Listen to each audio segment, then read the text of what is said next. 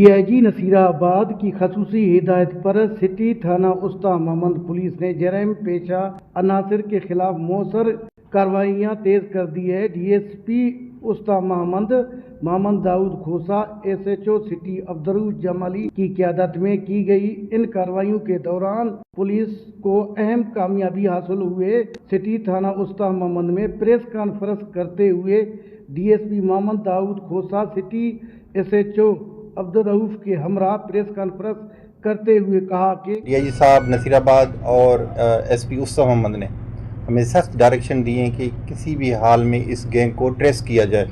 हमने इस पे काम किया, CCTV फुटेज निकाले, टेक्निकल काम किया, ह्यूमन सोर्स पे काम किया। जब हमें पता चला ये गैंग बस्ट हुआ हमारे सामने कि ये फिला बंदे हैं, तो हमने इनके घरों पे रेड किया।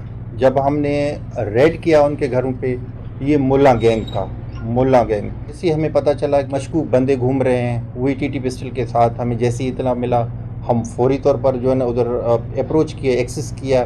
जैसे ही उन पुलिस पार्टी को देखा तो उन्होंने फायरिंग की है। फायरिंग के नतीजे में उन्हीं की फायरिंग से पुलिस का मुकाबला, उन्हीं की फायरिंग से उनका एक बंदा ज़ख्मी हुआ और उसका नाम जो है ना वसीम है। वसीम ऑलरेडी क्रिमिनल बंदा है जिस पे ऑलरेडी 13 केसेस हैं। 13 केसेस में वो काफ़ी केसों में वो चालान हो चुका है। कुछ केसेस में अभी तक उसकी जो गिरफ्तारी बकाया है। फयाज से 4 मोटरसाइकिल बरामद हुए हैं, इन पे भी 4 केसेस हैं हमारे ऑलरेडी। पुलिस का कहना था कि गुज़िश्ता रोज ज़राअत फार्म के करीब वाटर टंकी के पास एक खुफिया इत्तला पर कार्रवाई की। इस दौरान डाकू और पुलिस के दरमियान शदीद फायरिंग का तबादला हुआ। पुलिस के बरवकत और मौसर जवाबी कार्रवाई के नतीजे में एक डाकू जख्मी हालात में गिरफ्तार कर लिया गया, जिसकी शनाख्त वसीम उर्फ वसू के नाम से हुई है।